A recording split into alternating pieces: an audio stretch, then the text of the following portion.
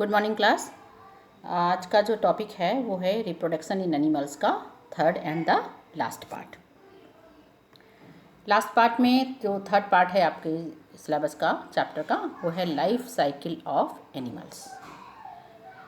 Some animals show different stages in their life cycle. We know that बहुत सारे animals में कुछ animal ऐसे भी होते हैं कि अलग अलग तरह की स्टेज होती है उनकी लाइफ साइकिल में, जैसे कि सिल्क वॉर्म में, बटरफ्लाई में, इन सब में जो एग लेइंग एनिमल्स हैं, एग ले करते हैं, उनमें सबसे पहले एडल्ट ना फॉर्म होकर के क्या निकलता है, लार्वा बनता है। एडल्ट जब एग हैच करता है, फटता है, फूटने के बाद उसमें से लार्वा डेवलप होता है। लार्वा से ये कैटरपिलर प्यूपा डेवलप होता है और प्यूपा से जो है ये फिर एडल्ट में कन्वर्ट होता है। इसी तरह फ्रॉग की अगर लाइफ साइकिल देखें तो उसमें भी, फ्रॉग में भी, क्योंकि फ्रॉग भी एक एग लेइंग एनिमल है, तो उसके एग से जो लार्वा निकलता है उसको टैडपोल कहते हैं और वो फिर बाद में एडल्ट में कन्वर्ट होता है। तो जब भी कभी कोई लार्वा जो है वो एडल्ट में जब कन्वर्ट होता है तो उस प्रोसेस को क्या कहते हैं, मेटामॉर्फोसिस। अब इस पिक्चर में देखो कि लाइफ साइकिल ऑफ बटरफ्लाई है। तो बटरफ्लाई की लाइफ साइकिल में देखो एक एडल्ट बटरफ्लाई है और उसने एग ले किया है। जब एग हैच करता है तो उसमें से कैटरपिलर यानी कि लार्वा निकलता है। ये लार्वा धीरे धीरे करके लीव्स वगैरह में को खाते खाते ये थोड़ा बड़ा होता है और उसमें प्यूपा में कन्वर्ट हो जाता है।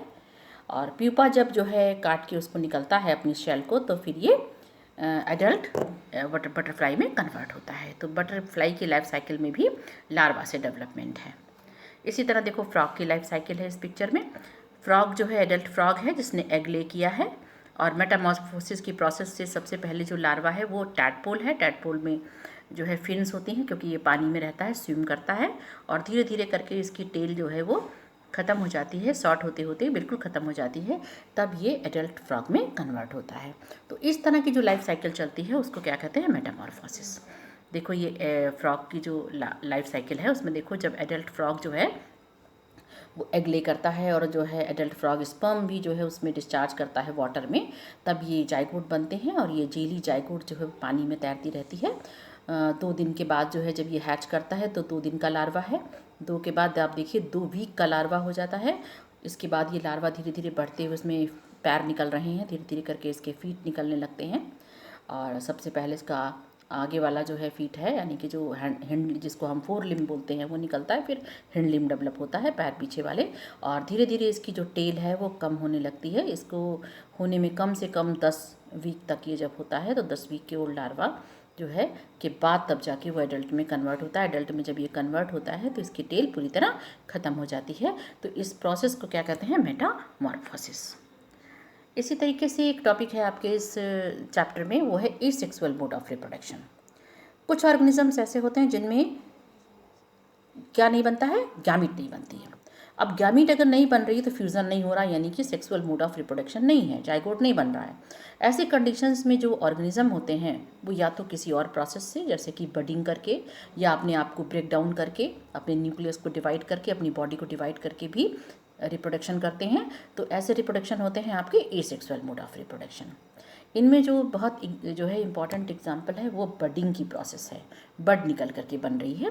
तो इस मेथड में एक छोटी सी बड निकलती है बॉडी में और धीरे धीरे करके ये जो बड है वो ग्रो करती है, डेवलप करती है, और जब पूरा फुल इंडिविजुअल फॉर्म हो जाता है तो ये बड जो है वो अपने पुराने वाली बॉडी से टूटकर अलग हो जाती है।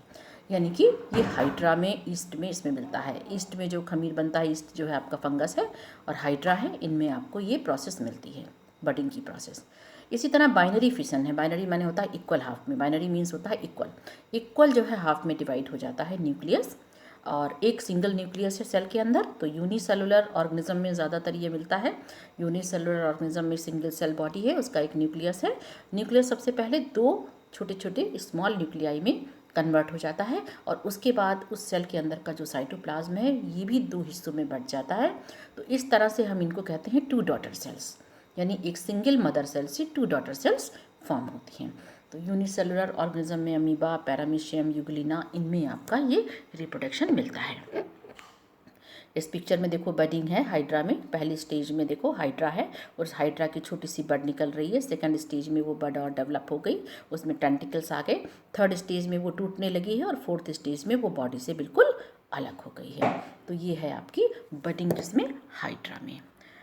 इसके बाद एक और रिप्रोडक्शन में आता है कि जब हम किसी भी एक सिंगल पेरेंट्स यानी सिंगल इंडिविजुअल से अगर उसकी पूरी की पूरी कार्बन कॉपी बना लें, यानी कि उस सेल की बना लें या उसकी बॉडी के पार्ट की बना लें या पूरे पूरे ऑर्गेनिज्म को ही अगर हम उसकी एक कार्बन कॉपी डेवलप कर लें तो उस प्रोसेस को क्या कहते हैं, क्लोनिंग। ये एक ह्यूमन मेड यानी कि मैन मेड प्रोसेस है, ये नेचर में नहीं होता cloning. Cloning of an animal was successfully performed for the first time by the Ian Wilmut and his colleagues at the Roslin Institute of the Edinburgh, Scotland. He was the scientist from the Scotland और इन्होंने और इनके colleagues ने मिलकर के सबसे पहले एक सीप की एक क्लोन बनाया था, सीप का क्लोन बनाया था और उसका नाम रखा था Dolly. So Dolly was born on the 5 July 1996 और ये पहली मैमल थी जिसको इन्होंने क्लोन करके बनाया था।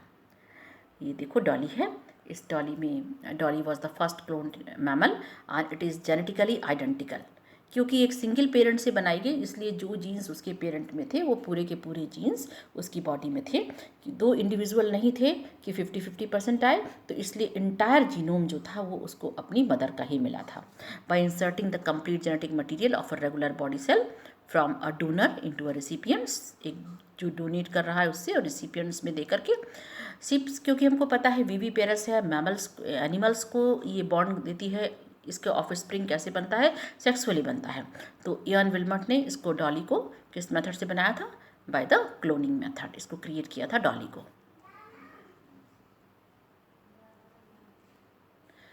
इसके बाद एक छोटा सा टॉपिक और आता है टेस्ट ट्यूब बेबीज़। जैसे हम बोलते हैं टेस्ट ट्यूब बेबीज़ तो ऐसे दिमाग में आता है हमारे कि कोई बेबीज़ हैं, यानी कि बेबीज़ का बॉन्ड कैसे हो रहा है, टेस्ट ट्यूब के अंदर हो रहा है। लेकिन ऐसा नहीं है, टेस्ट ट्यूब में बेबी नहीं फॉर्म होती। टेस्ट ट्यूब बेबीज़ एक प्रोसेस है जिसमें हम उन कपल्स को लेते हैं जो कपल्स इनफर्टाइल होते हैं। हमें पता है कि आज इंडिया से लेकर के वर्ल्ड में बहुत सारे ऐसे कपल्स हैं, पेरेंट्स हैं जो इनफर्टाइल हैं। इनफर्टाइल का मतलब होता है कि वो चिल्ड्रन प्रोड्यूस नहीं कर सकते, they are not unable to produce the children.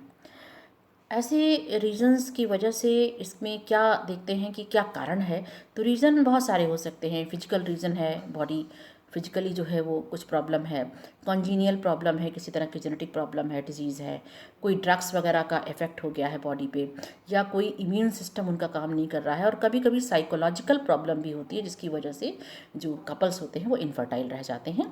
तो ऐसे केस में डॉक्टर्स जो है वो मदर की बॉडी से ओवम को एक्सट्रीट करते निकालते हैं इसको, और स्पर्म जो है कहाँ से निकालते हैं, फादर से निकालते हैं। एंड देन उन दोनों स्पर्म्स एंड ओवम को, दोनों मेल एंड फीमेल गैमीट को, एक डिवाइस होती है, एक डिवाइस है जिस डिवाइस को कहते हैं इसको एम्ब्रियोस्कोप कहते हैं। और ये एम्ब्रियोस्कोप एक डिवाइस है जिसमें दोनों को फ्यूज़ कराते हैं। और इस प्रोसेस को कहते हैं, क्योंकि ये फर्टिलाइजेशन हो रहा है लेकिन कैसे हो रहा है, एक डिवाइस के अंदर हो रहा है, तो इन विट्रो हो रहा है, बॉडी के बाहर हो रहा है। तो इसका मतलब है कि फर्टिलाइजेशन कहाँ हो रहा है, outside the body. Fusion of male and female gamete and development of frog is going to be done outside the body, in vitro fertilization or IVF. The zygote allowed to develop for a week, करीब एक week तक उसको develop करने के लिए छोड़ देते हैं। एक वीक में जो जाइगोट अच्छा फॉर्म हो जाता है उस जाइगोट को मदर के यूट्रस में इसको वापस इंजेक्ट कर देते हैं, इंट्रोड्यूस कर देते हैं डिवाइस से, जिससे कि वहाँ पे उसका फुल डेवलपमेंट होता है। जब फुली मैच्योर बेबी होता है उसके बाद जब उसका बॉर्न होता है, तो क्योंकि ये ऐसी टेक्निक से आया है तो इसलिए इस बेबी को कहते हैं टेस्ट ट्यूब बेबीज़।